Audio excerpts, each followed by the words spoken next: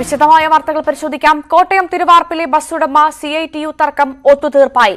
ജില്ലാ ലേബർ ഓഫീസറും CITU നേതാവ് PJ വർഗീസും മാധ്യമങ്ങളെ കാണുന്നു. അതിലേക്ക് വരും. ഇനിയും വിവേചനമല്ലത്, യഥാർത്ഥത്തിൽ ഒരു പ്ലാന്റ് വിവേചനമല്ലത്. അപ്പൊ അത് ഇതിനകത്ത് ഞങ്ങൾക്ക് അങ്ങനെ ഒരു ഇതുണ്ട്. കാര്യം വെച്ചാല് ക്ലാരിറ്റി, എല്ലാ കാര്യങ്ങളും ക്ലാരിറ്റി എന്നൊരു വലിയ സംഭവമാണ്. അപ്പൊ ഇത് ഒരിക്കലും ഞാൻ ഇപ്പം കഴിഞ്ഞ കാര്യങ്ങളെ പറ്റി കുറ്റം പറയാനോ അല്ലെങ്കിൽ കഴിഞ്ഞു പോയ അങ്ങനെ അവർ ചെയ്തിട്ട് എങ്ങനെ വേണ്ടി പരസ്പരം പഴിചാരോ പോകരുത് എന്ന് ഞങ്ങളൊരു തീരുമാനം കൂടി എടുത്തിട്ടുണ്ട്. അപ്പം അങ്ങനെയല്ലേ, യാതൊരുവിധ ഇന്ന് വരെ എന്തൊക്കെ സംഭവിച്ചിട്ടുണ്ടോ ആ വിഷയങ്ങളെ കുറിച്ച് പരസ്പരം പഴിചാരാൻ പാടില്ല എന്നൊരു തീരുമാനം എടുത്തിട്ടുണ്ട്. പരസ്പരം അങ്ങനെയാണ് ലേബർ ഓഫീസറും ആവശ്യപ്പെട്ടതും. അസോസിയേഷൻ സെക്രട്ടറി ബാക്കി കാര്യങ്ങൾ പറയും. നമ്മള് ഈ ഒരു വിഷയത്തില് നമ്മള് ചില നീണ്ടുപോയെങ്കിലും അത് രമ്യമായിട്ട് തന്നെ പരിഹരിച്ചിട്ടുണ്ട്. ഇപ്പം നമ്മള് ഈ പറഞ്ഞ തൊഴിലാളികൾക്കുള്ള ആശങ്കകളും ഉടമയുടെ ആശങ്കകളും ഞങ്ങൾ വിശദമായിട്ട് തന്നെ ചർച്ച ചെയ്ത് പരിഗണിച്ചിട്ടുണ്ട്. അപ്പോൾ അതിനകത്ത് യൂണിയന്റെ കൂടെ ഭാരവാഹികളെല്ലാം ഉണ്ടായിരുന്നു. ആ വളരെ സൗഹാർദ്ദപരമായ അന്തരീക്ഷത്തിൽ തന്നെയാണ് ഇപ്പം നമ്മൾ ഈ പ്രശ്നം പരിഹരിച്ചിരിക്കുന്നത്. ഇനി അതിനകത്ത് തൊഴിലാളികൾക്കോ ഉടമയ്ക്കോ ഉള്ള ആശങ്കകൾ എന്തെങ്കിലും ഉണ്ടെങ്കിൽ അത് നമ്മൾ ഒരു 4 മാസത്തെ ഒരു നല്ലൊരു അന്തരീക്ഷം ഉണ്ടാകാനുള്ള സമയം കൂടെ കൊടുത്ത് ആ 4 മാസത്തെ ഒരു സാവകാശം കൊടുത്ത് വീണ്ടും ചർച്ച ചെയ്ത് എന്തെങ്കിലും തൊഴിലാളികൾക്കോ ഉടമയ്ക്കോ ഉള്ള പരാതികളുണ്ടെങ്കിൽ ആ പരാതികൾ പരിഹരിക്കുക എന്നുള്ളതാണ് നമ്മൾ എടുത്തിരിക്കുന്ന തീരുമാനം. ഇപ്പോഴത്തെ നിലവിലുള്ള സ്ഥിതികൾ ഈ മറ്റേ ശമ്പളക്കാര്യത്തിലൊക്കെ നിലവിലുണ്ടാകുന്ന സ്ഥിതി തുടരുക. പിന്നെ നമ്മൾ ഈ ജീവനക്കാർക്കുണ്ടായിരുന്ന ആ ആക്ഷേപം പരിഹരിക്കാനാണ് ഈ റൊട്ടേഷൻ വ്യവസ്ഥ. അതായത് എല്ലാ വണ്ടികളിലും എല്ലാ തൊഴിലാളികളും മാറി മാറി ജോലി ചെയ്യുക ഈ 4 മാസത്തേക്ക്. അതിനുശേഷം നമ്മൾ ഒന്നുകൂടെ ഇരുന്ന് ചർച്ച ചെയ്ത് എന്തെങ്കിലും തൊഴിലാളികൾക്ക് ആശങ്കയോ പരാതികളോ ഉണ്ടെങ്കിൽ അതും ഉടമയ്ക്ക് എന്തെങ്കിലും ആശങ്കയോ പരാതിയോ ഉണ്ടെങ്കിൽ അതും പരിഹരിക്കാമെന്നാണ് ഇപ്പം ഞങ്ങൾ എടുത്തിരിക്കുന്ന തീരുമാനം. നാളെ ഓടി തുടങ്ങരുതോ? അതല്ല, എല്ലാ ബസ്സുകളും നാളെ മുതൽ സർവീസ് എല്ലാ വണ്ടിയും നാളെ ഓടി തുടങ്ങും. എല്ലാ സർവീസും എല്ലാം രമ്യമായിട്ട് തന്നെ പരിഹരിച്ചു. Thank you for your support. Thank you. Kottayam തിരുവാർപ്പിലെ ബസ് ഉടമ ജില്ലാ ലേബർ ഓഫീസറുടെ മുമ്പിൽ ട്രേഡ് യൂണിയനും അതുപോലെ തന്നെ ബസ് ഓപ്പറേറ്റേഴ്സ് അസോസിയേഷനും മാനേജ്മെന്റിന്റെ പ്രതിനിധികളും ചർച്ച നടത്തി ഒരു ഒത്തുതീർപ്പിലെത്തിയിട്ടുണ്ട്. ആ ഒത്തുതീർപ്പ് വ്യവസ്ഥയെന്ന് പറയുന്നത് 4 ബസ്സുകളിലും ജോലി ചെയ്യുന്ന തൊഴിലാളികൾ 3 ബസ്സിലാണ് ഇപ്പോൾ അവർക്ക് അസോസിയേഷനും ഞങ്ങളും തമ്മിലുണ്ടാക്കിയ എഗ്രിമെന്റിന്റെ അടിസ്ഥാനത്തിൽ 175 രൂപ നൽകുന്നത്. ഒരു ബസ്സിൽ നൽകുന്നില്ല. അപ്പോൾ ആ 175 രൂപ നൽകുന്ന 3 ബസ്സിലും 4 മാസക്കാലത്തോളം തൊഴിലാളികൾ ജോലി ചെയ്യുകയും അതിനുശേഷം വീണ്ടും 4 മാസത്തിന് ശേഷം കളക്ഷൻ കുറയുന്ന ബസ്സെന്ന് പറയുന്ന വിഷയത്തിൽ ചർച്ച ചെയ്ത് പരിഹാരം കാണാം എന്ന് തീരുമാനിക്കുകയും ചെയ്തു. ആ തീരുമാനത്തിന്റെ അടിസ്ഥാനത്തിൽ ഞങ്ങൾ എല്ലാവരും ഒന്നിച്ച് അംഗീകരിച്ച് സന്തോഷത്തോടുകൂടി ഇറങ്ങി വരികയാണ്. പോരെ. കോട്ടയം തിരുവാർപ്പിലെ ബസ് ഉടമ CITU തർക്കം ഒത്തുതീർപ്പായി. ജില്ലാ ലേബർ ഓഫീസർ മാധ്യമങ്ങളെ കണ്ടതാണ് നമ്മളിപ്പോൾ കണ്ടത്. റൊട്ടേഷൻ വ്യവസ്ഥയിലാണ് ധാരണ. പരസ്പരം പഴിചാരാൻ പാടില്ലെന്നുള്ളൊരു തീരുമാനവും ചർച്ചയിൽ വന്നു എന്നാണ് മനസ്സിലാക്കുന്നത്. സൗഹാർദ്ദപരമായാണ് പ്രശ്നം പരിഹരിച്ചതെന്നും പറയുന്നു. ശ്രീജിത്ത് ചേരുന്നുണ്ട് കൂടുതൽ വിശദാംശങ്ങളുമായി. ശ്രീജിത്ത്, സൗഹാർദ്ദപരമായാണ് ഈ ചർച്ച അവസാനിച്ചത്, പ്രശ്നങ്ങളെല്ലാം രമ്യമായി പരിഹരിച്ചു എന്ന് അധികൃതർ ഇപ്പോൾ പറയുന്നത് നമ്മൾ കണ്ടു. എങ്ങനെയാണ് ഈ സൗഹാർദ്ദപരമായ ഒരു ചർച്ച പരിഹരിച്ചത്?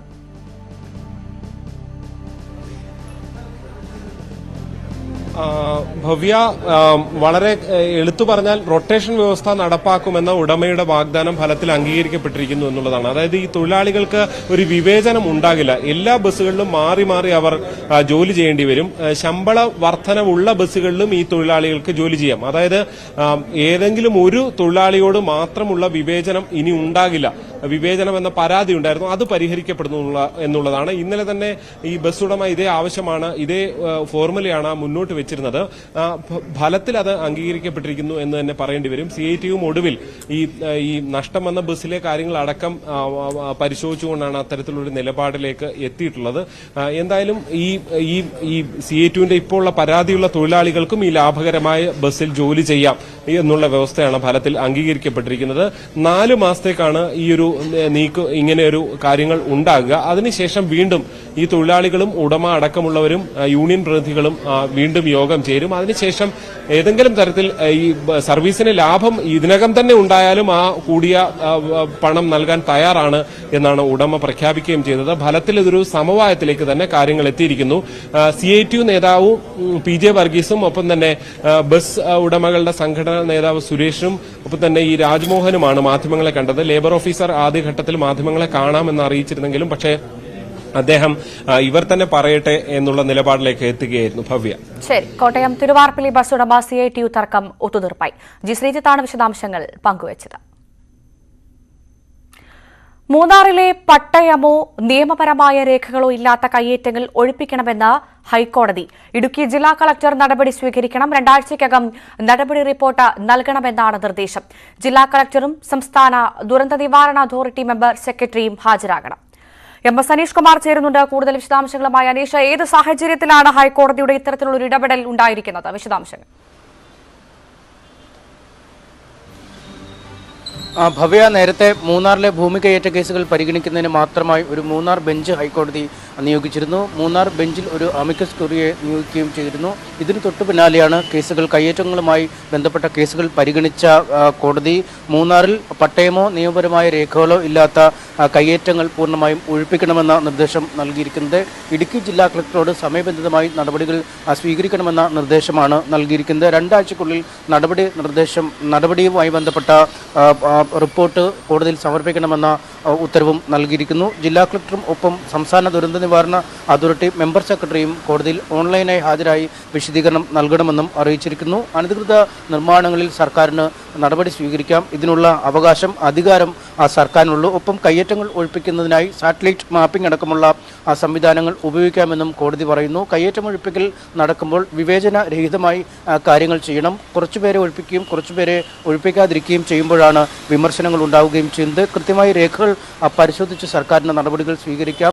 ഈ കയ്യേറ്റം ഒഴിപ്പിക്കലുമായി ബന്ധപ്പെട്ട് വ്യക്തമായ പഠനം നടത്തണമെന്ന് സർക്കാരിന് നിർദ്ദേശമുണ്ടെങ്കിൽ അക്കാര്യത്തിൽ ഏത് ഏജൻസിയെ കൊണ്ട് പഠനം നടത്തിക്കാം എന്ന കാര്യത്തിൽ സർക്കാരിന് തീരുമാനമെടുക്കാം. ഇക്കാര്യത്തിൽ റവന്യൂ പ്രിൻസിപ്പൽ സെക്രട്ടറിക്ക് ഇക്കാര്യം പരിഗണിക്കുന്നതിനായി നിർദ്ദേശം നൽകുകയും ചെയ്തിരിക്കുന്നു. എന്തായാലും 3 തരത്തിലാണ് ഈ കയ്യേറ്റങ്ങളെ വേർതിരിച്ച് കാണേണ്ടതെന്ന് കോടതി നിർദ്ദേശിച്ചിരിക്കുന്നു. ഒന്ന്, പട്ടയം ഇല്ലാത്ത ഭൂമിയിലെ കയ്യേറ്റങ്ങളാണ്. മറ്റൊന്ന്, വ്യാജ പട്ടയം ഉപയോഗിച്ച് സർക്കാർ ഭൂമി കയ്യേറിയ കേസുകളാണ്. മറ്റൊന്ന്, കൃഷി ആവശ്യത്തിനായി സർക്കാർ നൽകിയ പട്ടയഭൂമിയിൽ അനധികൃതമായി റിസോർട്ടുകളും മറ്റും നിർമ്മിച്ചുള്ള നിർമ്മാണ പ്രവർത്തനങ്ങൾ. ഇത്തരത്തിൽ 3ആയി തിരിച്ചു വേണം കയ്യേറ്റങ്ങളെ കാണാൻ എന്ന നിർദ്ദേശം കോടതി നൽകുന്നു. ഒപ്പം 45 ഡിഗ്രിയിലധികം ചെരിവുള്ള ഇടങ്ങളിൽ നിർമ്മാണം കർശനമായി വിലക്കിക്കൊണ്ട് 2018 ഒരു കെട്ടിട നിർമ്മാണ ചട്ട ഭേദഗതി വന്നിരുന്നു. ഈ ചട്ട ഭേദഗതി ഈ മൂന്നാറിന് സമീപപ്രദേശത്തുമുള്ള പഞ്ചായത്തുകൾ കർശനമായി നടപ്പിലാക്കണം എന്ന നിർദ്ദേശവും കോടതി നൽകിയിരിക്കുന്നു.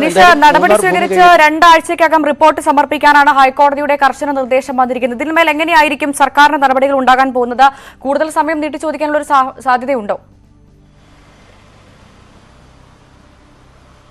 ഭവ്യ, 2 തരത്തിലാണ് ഈ നടപടി റിപ്പോർട്ട് കോടതിയിൽ സമർപ്പിക്കുന്നതിനാണ് നിർദ്ദേശം നൽകിയിരിക്കുന്നത്. നിലവിൽ തന്നെ മൂന്നാർ ഭൂമി കയ്യേറ്റങ്ങളുമായി ബന്ധപ്പെട്ട നിരവധി കേസുകളുണ്ട്. നിരവധി കയ്യേറ്റങ്ങൾ കണ്ടെത്തുകയും ഒക്കെ ചെയ്തിരുന്നു. അത്തരം നടപടികളിൽ എന്ത് പുരോഗതി എന്നത് സംബന്ധിച്ച റിപ്പോർട്ടാവും ഒരുപക്ഷെ നൽകാൻ പറഞ്ഞിരിക്കുക. ഒപ്പം ഈ ഭൂമി കയ്യേറ്റങ്ങളുമായി ബന്ധപ്പെട്ട അല്ലെങ്കിൽ ഭൂമി കയ്യേറ്റത്തിന്റെ വ്യാപ്തി കണ്ടെത്തുന്നതിനായി പഠനം നടത്തുന്ന ഒരു ഏജൻസിയെ നിയോഗിക്കണം എന്ന നിർദ്ദേശം ഉണ്ടായിട്ടുണ്ട്. അത്തരമൊരു ഏജൻസിയെ സർക്കാരിന് തിരഞ്ഞെടുക്കുകയും ചെയ്യാം. അങ്ങനെയാണെങ്കിൽ ഇത്തരം ഒരു ഏജൻസിയെ കാര്യങ്ങൾ ചുമതലപ്പെടുത്തിയ ശേഷം ശേഷം അക്കാര്യത്തെക്കുറിച്ചുള്ള റിപ്പോർട്ടാവും ഒരുപക്ഷെ നൽകുമെന്ന് നമുക്ക് മനസ്സിലാക്കാൻ കഴിയുന്നു. എന്തായാലും വളരെ ശക്തമായ നടപടികൾ സ്വീകരിക്കണമെന്ന നിർദ്ദേശമാണ് ഇപ്പോൾ കോടതിയിൽ നിന്നും വന്നിരിക്കുന്നത്. മുമ്പ് VS സർക്കാരിന്റെ കാലത്തും മറ്റുമൊക്കെ വലിയ രീതിയിലുള്ള കയ്യേറ്റം ഒഴിപ്പിക്കൽ നടന്ന സ്ഥലവുമാണ് മൂന്നാർ. ശരി, വ്യക്തമാണ്. MS സനീഷ് കുമാറാണ് വിശദാംശങ്ങൾ പങ്കുവച്ചത്. വയനാട്ടിൽ മോട്ടോർ വാഹന വകുപ്പിന്റെ ഫ്യൂസ് ഊരി KSEB. കൽപ്പറ്റയിൽ മോട്ടോർ വാഹന വകുപ്പിന്റെ എൻഫോഴ്സ്മെന്റ് വിഭാഗം പ്രവർത്തിക്കുന്ന കെട്ടിടത്തിന്റെ വൈദ്യുതിയാണ് വിച്ഛേദിച്ചത്. കെട്ടിടത്തിന്റെ വൈദ്യുതി ബിൽ അടയ്ക്കുന്നതിൽ MVD കാലതാമസം വരുത്തിയിരുന്നു. വിവരങ്ങളുമായി രതീഷ് വാസുദേവൻ ചേരുന്നുണ്ട്. രതീഷ്, വിശദാംശങ്ങൾ. ഭവ്യ, ഈ എൻഫോഴ്സ്മെന്റ് RTOയുടെ എൻഫോഴ്സ്മെന്റ് MVDയുടെ എൻഫോഴ്സ്മെന്റ് ഓഫീസ് മാത്രമല്ല, ഇത് ജില്ലയിലെ AI ക്യാമറകളുടെ നിയന്ത്രണ ഓഫീസ് കൂടിയാണ്. അതുകൊണ്ട് കഴിഞ്ഞ ഈ തിങ്കളാഴ്ച രാവിലെയാണ്, അതായത് 24 മണിക്കൂർ ഈ പ്രദേശത്ത് ഈ ഓഫീസിൽ വൈദ്യുതി ഉണ്ടായിരുന്നില്ല. അതിനർത്ഥം ജില്ലയിലെ 24 മണിക്കൂർ ഈ AI ക്യാമറകളുടെ ക്രോഡീകരണം, അതിന്റെ ഡാറ്റ ശേഖരണവും ക്രമീകരിക്കലും ഒന്നും നടന്നില്ല എന്നതാണ് ഏറ്റവും പ്രധാനപ്പെട്ട കാര്യം. സാങ്കേതികമാണ് ഈ പണമടയ്ക്കാൻ വൈകിയതെന്ന് MVDയുടെ ഓഫീസ് അറിയിക്കുന്നുണ്ട്. കാരണം ഡയറക്ടറേറ്റിൽ നിന്ന് പണം ലഭിക്കുന്നതിനനുസരിച്ചാണ് കൊടുക്കുക. സാധാരണ അങ്ങനെ അല്പം വൈകാറുണ്ടെങ്കിലും ഇത്തരത്തിൽ ഫ്യൂസ് ഊരുക എന്ന രീതി ഉണ്ടായിരുന്നില്ല. എന്തായാലും സാങ്കേതികമായ ഒരൊറ്റ കാരണത്തുകൊണ്ട് ഇത്രയും ഗൗരവമുള്ള ഒരു ഓഫീസിന്റെ ഇത്തരം വൈദ്യുതി വിച്ഛേദിച്ചതിൽ വലിയ പ്രതിഷേധം വരുന്നുണ്ട്.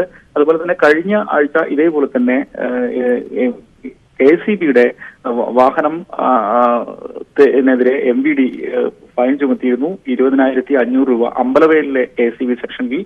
എന്നാൽ ഇത് സാങ്കേതികമായ പിഴവാണെന്ന് അന്ന് തന്നെ MVDയുടെ ഓഫീസ് അറിയിക്കുകയും അത് അത്തരത്തിൽ പരിഹരിക്കുകയും ചെയ്തിരുന്നു. ഇതിന് പിന്നാലെയാണ് സത്യത്തിൽ ഒരു പ്രതിഷേധമോ പ്രതികാരമോ എന്നൊക്കെ വ്യാഖ്യാനിക്കാവുന്ന തരത്തിൽ MVDയുടെ പ്രധാന ഓഫീസിലെ AI ക്യാമറ പ്രവർത്തിക്കുന്ന പ്രധാന ഓഫീസിലെ ഫ്യൂസ് തന്നെ ഇത്തരത്തിൽ KSEB വിച്ഛേദിച്ചത്. എന്തായാലും ഇന്ന് വൈകിട്ടോടെ തന്നെ ബില്ലടയ്ക്കുകയും പ്രവർത്തനങ്ങൾ വീണ്ടും ആരംഭിക്കുകയും ചെയ്തിട്ടുണ്ട്.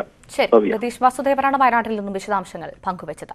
വ്യാജരേഖ കേസിൽ നിഖിൽ തോമസിനെയും അഭിനെയും കൊച്ചിയിലെത്തിച്ച തെളിവെടുത്തു. രേഖകളൊന്നും കണ്ടെടുത്തില്ല. പ്രതികൾ എത്തിയത് ഇവിടെ തന്നെയെന്ന് പോലീസ് സ്ഥിരീകരിച്ചു. ഓറിയോൺ കമ്പനി ഉടമ സജുവിനെ പ്രതി ചേർത്തേക്കുമെന്നും കായംകുളം SHO മുഹമ്മദ് ഷാഫി പറഞ്ഞു. ഇവിടെ പൈസ ഒന്നും കൈമാറിയിട്ടില്ല.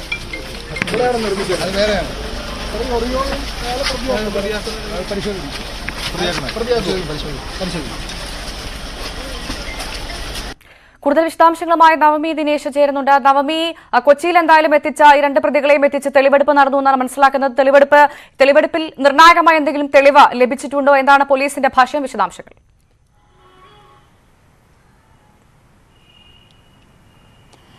ഭവ്യ, കായംകുളം പോലീസിന്റെ നേതൃത്വത്തിലുള്ള സംഘമാണ് ഈ അഭിനെയും നിഖിൽ തോമസിനെയും കൊണ്ട് പാലാരിവട്ടത്ത് ഈ ഓറിയോൺ കമ്പനി മുൻപ് പ്രവർത്തിച്ചിരുന്ന ഓറിയോൺ കമ്പനിയിലെത്തി തെളിവെടുപ്പ് നടത്തിയത്. ഇവിടെ നിന്നും യാതൊരുവിധ രേഖകളും പോലീസിന് ലഭിച്ചിട്ടില്ല. എന്നാൽ പണം കൈമാറിയത് ഇവിടെ വെച്ചല്ല. 2 ലക്ഷം രൂപ അഭിന് നൽകിയെന്നാണ് നിഖിൽ തോമസ് പറഞ്ഞ മൊഴി. ഇതിന്റെ അടിസ്ഥാനത്തിൽ പോലീസ് പറയുന്നത് ഇവിടെ വെച്ചല്ല പണം കൈമാറിയത് എന്നുള്ളതാണ്.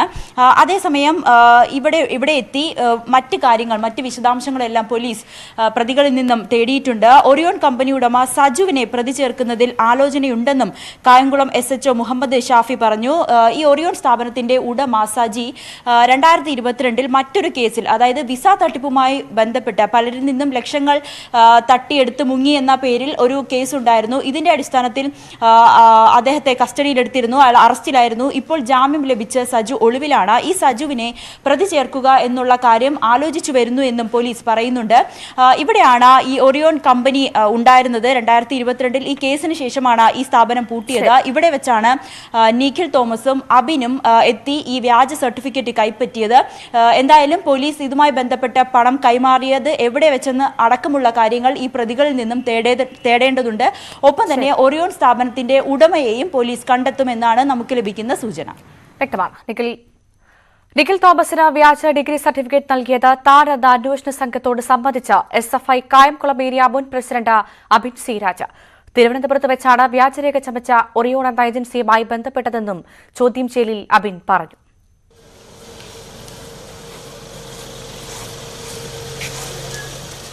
മാലദ്വീപിൽ അധ്യാപകനായി ജോലി നോക്കുന്ന കായംകുളം കണ്ടല്ലൂർ സ്വദേശി അബിൻ സി രാജിനെ ഇന്നലെ രാത്രിയാണ് നെടുമ്പാശ്ശേരിയിൽ നിന്ന് പോലീസ് പിടികൂടിയത്.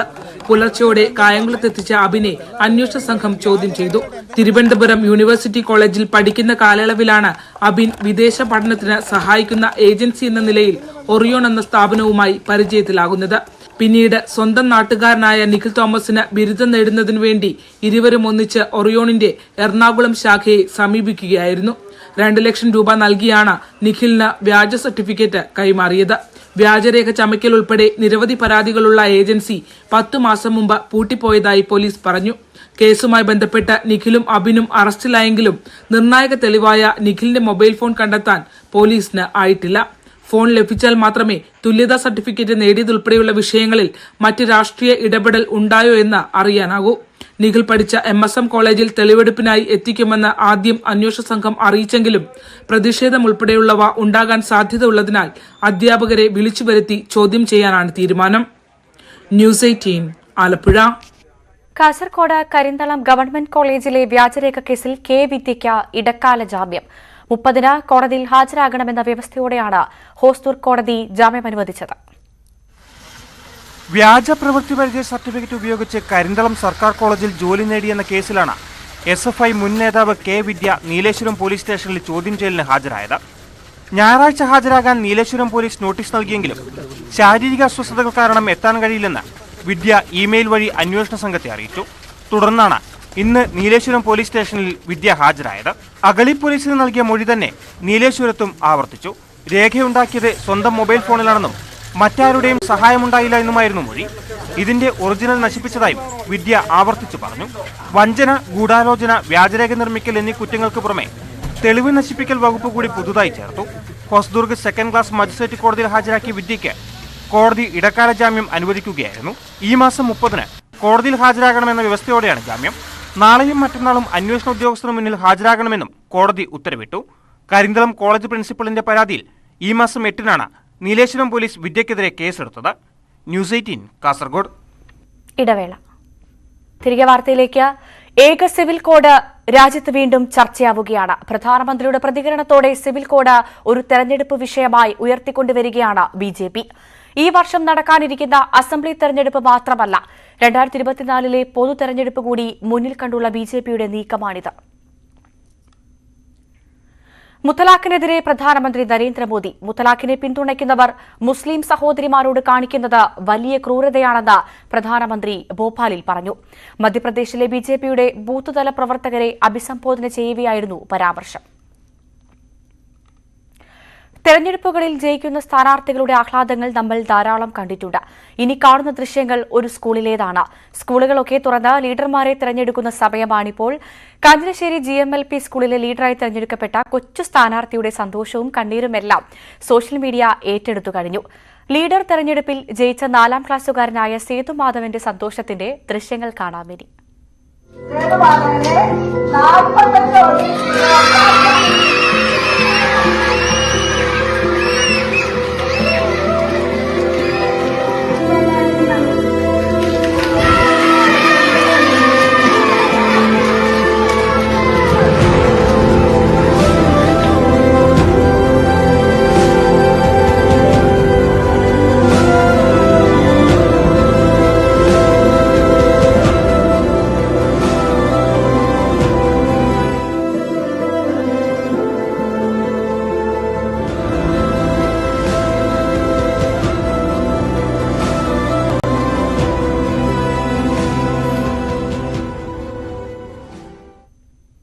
തിക്കുറിശി ഫൗണ്ടേഷൻ പുരസ്കാരം ന്യൂസ് 18. മികച്ച പരിസ്ഥിതി reporting news 18 assistant news editor VS കൃഷ്ണരാജിനാണ് പുരസ്കാരം. ജലനിലങ്ങൾ എന്ന റിപ്പോർട്ടിനാണ് പുരസ്കാരം.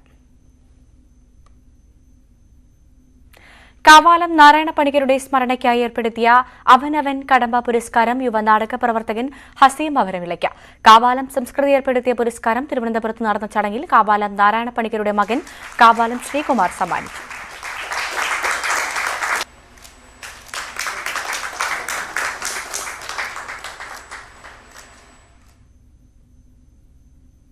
ഇനി ഇന്നത്തെ സ്വർണം വെള്ളി പ്ലാറ്റിനം നിരക്കുകൾ. കരകൻസ് റോയൽ ജ്വല്ലറി ഇന്നത്തെ സ്വർണ്ണവില ബ്രോട്ട് യു ബൈ അനധികൃത വിൽപ്പനക്കാരിൽ നിന്നും സ്വർണം വാങ്ങി ഇനി ആരും വഞ്ചിതരാവരുത്. കരകൻസ് റോയൽ ജ്വല്ലറി, കുന്നംകുളം. സ്വർണം ഗ്രാമിന് 5425, പവന് 43,400. വെള്ളി ഗ്രാമിന് 77, കിലോയ്ക്ക് 77,000. പ്ലാറ്റിനം ഗ്രാമിന് 3,314. കരകൻസ് റോയൽ ജ്വല്ലറി ഇന്നത്തെ സ്വർണ്ണവില ബ്രോട്ട് യു ബൈ അനധികൃത വിൽപ്പനക്കാരിൽ നിന്നും സ്വർണം വാങ്ങി ഇനി ആരും വഞ്ചിതരാവരുത്. കരകൻസ് റോയൽ ജ്വല്ലറി, കുന്നംകുളം. വാർത്തയിൽ നിന്ന് പൂർണ്ണമാകുന്നു. ഇടവേളയ്ക്ക് ശേഷം നാട്ടുവർത്തമാനം കാണാം. നമസ്കാരം.